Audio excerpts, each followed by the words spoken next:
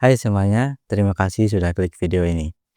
Di video kali ini, aku akan bawain satu cerita yang cukup kelam dari pribadi seorang nenek yang ada di Rusia. Kasus ini sempat menggemparkan Rusia karena kasus ini adalah salah satu serial killer yang membuat banyak orang bertanya-tanya. Karena nenek ini bukan nenek biasa, teman-teman. Dia adalah jagal kelam yang sudah menghilangkan banyak nyawa, sekitar 10 atau lebih korban yang resmi tercatat. Nggak usah lama-lama, langsung aja kita ke cerita The Granny Reaper.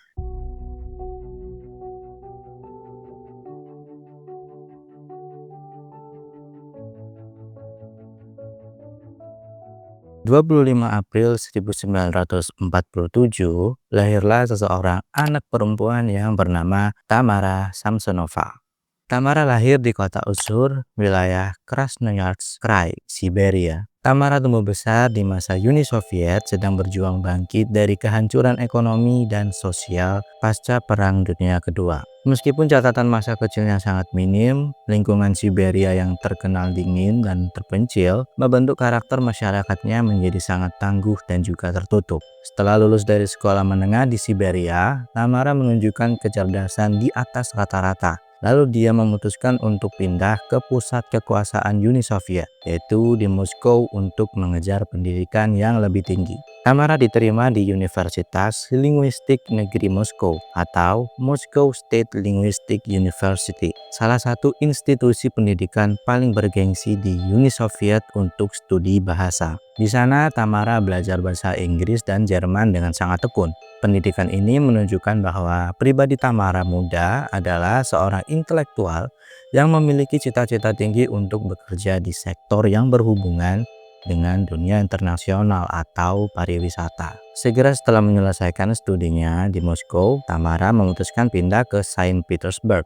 Di kota inilah ia bertemu dan menikah dengan pria bernama Alexei Samsonov. Sebelum akhirnya mereka menetap di apartemen Jalan Dimitrova pada tahun 1971. Pada masa remajanya, tidak ada catatan medis atau laporan perilaku yang menunjukkan gejala gangguan jiwa yang ia derita di kemudian hari. Tamara dikenal oleh teman-teman lamanya sebagai wanita yang biasa saja, berpendidikan dan sopan. Dan sebelum akhirnya skizofrenia paranoid mulai mengubah kepribadiannya secara dramatis puluhan tahun kemudian.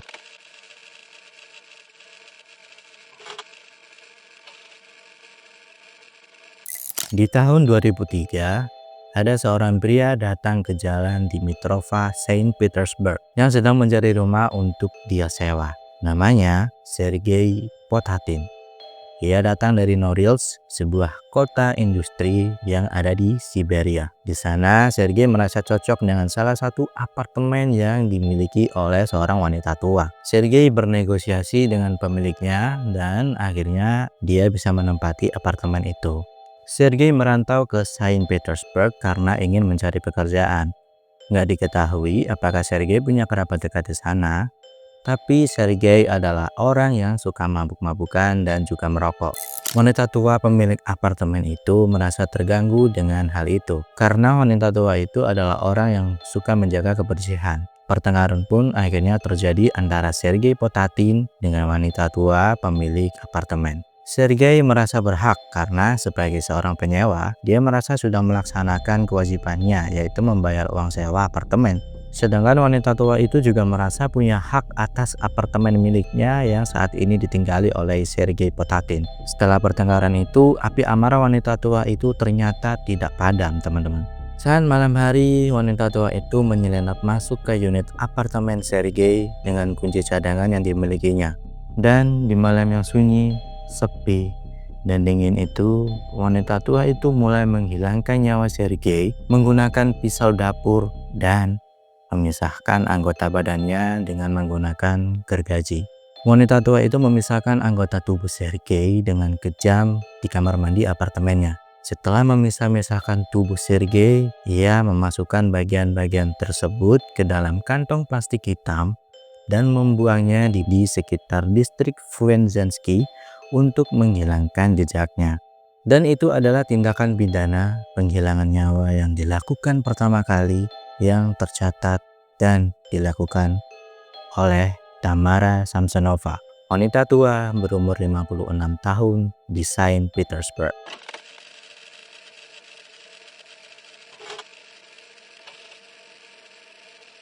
Di tahun 2003, genap 3 tahun, Alexei nggak lagi terlihat di lingkungan sekitar tempat tinggalnya. Tamara sendiri sudah berkali-kali mencoba mencari Alexei. Ia memberi laporan ke polisi dan terus mencari tahu tentang kemana perginya Alexei. Tapi belakangan Tamara udah nggak terlihat merisaukan tentang kemana hilangnya Alexei.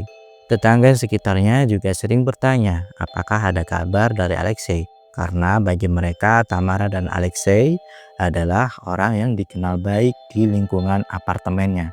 Banyak tetangga yang merasa prihatin dengan hilangnya Alexei, mengingat usia Tamara yang sudah nggak muda lagi. Di tahun 2003 itu pula, tetangga juga menanyakan kemana perginya Sergei, orang yang menyewa apartemen Tamara yang sudah berbulan-bulan tidak terlihat. Aku curiga, sepertinya Sergei bukan orang pertama yang Tamara hilangkan nyawanya, melainkan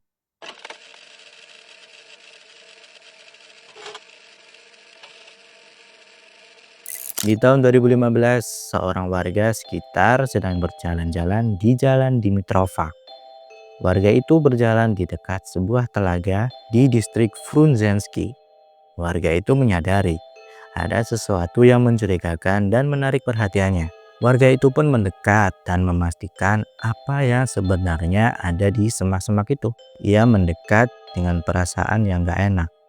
Kemudian ketakutan warga itu pun benar-benar terjadi. Ia melihat sebuah jasad yang terbungkus kain tirai kamar mandi yang terdapat bercak merah di sana. Nggak lama kemudian, polisi setempat datang mengamankan area sekitar dan segera melakukan investigasi. Penyisiran di area sekitar pun dilakukan oleh pihak berwajib dan korban berhasil diidentifikasi yang ternyata seorang nenek berusia 79 tahun bernama lengkap Valentina Ulanova. Setelah penemuan tersebut, polisi segera melakukan penyisiran di area sekitar dan memeriksa rekaman kamera pengawas CCTV dari gedung apartemen terdekat, yaitu apartemen nomor 10 di Jalan Dimitrova. CCTV memperlihatkan seorang wanita tua yang keluar dari apartemen pukul 2-3 pagi pada tanggal 23 Juli 2015. Di rekaman itu, polisi ditunjukkan dengan jelas siapa yang membawa jasad Valentina ke telaga itu. Setelah melihat rekaman yang ada di CCTV, polisi langsung menuju ke tempat pelaku berada yang juga tinggal di Jalan Dimitrova. Polisi mengetuk pintu apartemen nenek tua itu, dan wanita tua itu adalah Tamara Samsonova. Ini adalah kasus penghilangan nyawa yang dilakukan lagi oleh Tamara Samsonova. Di dalam keterangannya yang berubah-ubah, dia mengatakan kalau sebenarnya Tamara dan juga Valentina adalah sahabat lama yang tinggal bersama. Tamara mengklaim bahwa apartemen miliknya sendiri yang terletak di gedung yang sama sedang direnovasi, sehingga ia membutuhkan tempat tinggal sementara. Alasan kenapa Valentina menerima keberadaan Tamara diduga karena mereka adalah tetangga apartemen dan juga mereka sudah saling mengenal sejak lama. Karena Valentina juga sudah lama tinggal sendiri itulah, akhirnya ia memperbolehkan Tamara untuk tinggal di unit apartemennya. Mungkin menurutnya biar suasana rumahnya nggak terlalu sepi, karena nggak ada informasi tentang suami atau anak Valentina di sana. Motif yang dilakukan oleh Tamara adalah kekesalannya dengan Valentina. Sumber konflik dilaporkan berasal dari masalah domestik sehari-hari dan ketidaksepakatan dalam aturan saat tinggal bersama. Pihak berwenang dan laporan media banyak menyebutkan bahwa kondisi kesehatan mental Tamara memainkan peran penting dalam insiden ini. Melalui keterangannya diketahui bahwa Tamara melakukan aksi kekejaman itu di kamar mandi dan memisah-misahkan anggota tubuh Valentina karena kekesalannya dengan Valentina. Setelah polisi meminta keterangan ke Tamara, tim ahli medis pun mengatakan kalau Tamara terindikasi mengalami gangguan skizofrenia paranoid. Di pengadilan, ia terkadang memberikan pengakuan yang fantastis, seperti mengklaim dirinya adalah mantan aktris atau lulusan akademi balet ternama. Namun, investigasi memastikan bahwa latar belakang aslinya adalah mantan pegawai hotel. Di samping itu, polisi juga menemukan sebuah buku yang berisi tentang catatan penghilangan nyawa yang dilakukan oleh Tamara selama ini.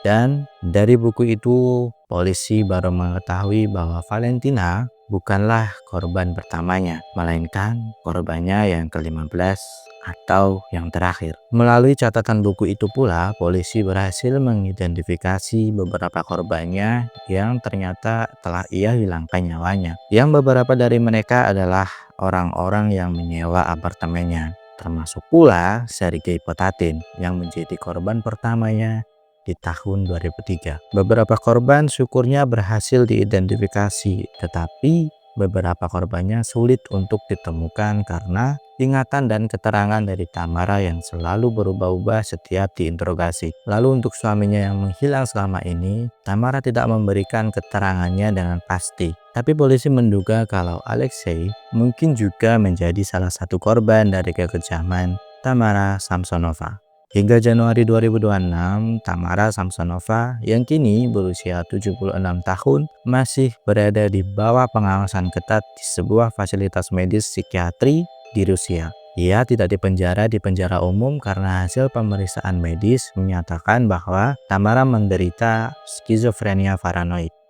Pengadilan memutuskan bahwa ia tidak mampu bertanggung jawab secara hukum atas tindakannya dan harus menjalani perawatan medis wajib secara permanen. Kasus Granny Reaper ini tetap menjadi salah satu kasus paling mengerikan dalam sejarah kriminal yang ada di Rusia, dan Tamara Samsonova akan tetap berada di fasilitas psikiatri tersebut hingga akhir hayatnya. Dari peristiwa yang cukup mengerikan ini mengingatkan kita untuk waspada dimanapun kita berada. Kita nggak pernah tahu orang lain berpikir apa tentang kita. Menjaga lisan dan perilaku mungkin menjadi salah satu benteng yang penting untuk kita lakukan saat hidup di perantauan atau tinggal di lingkungan yang baru. Semoga teman-teman semua selalu dijauhkan dari mara bahaya dimanapun teman-teman berada. Oke, itu dia ceritanya. Terima kasih sudah menonton. Sampai jumpa di video berikutnya. Saya Lendra, bye.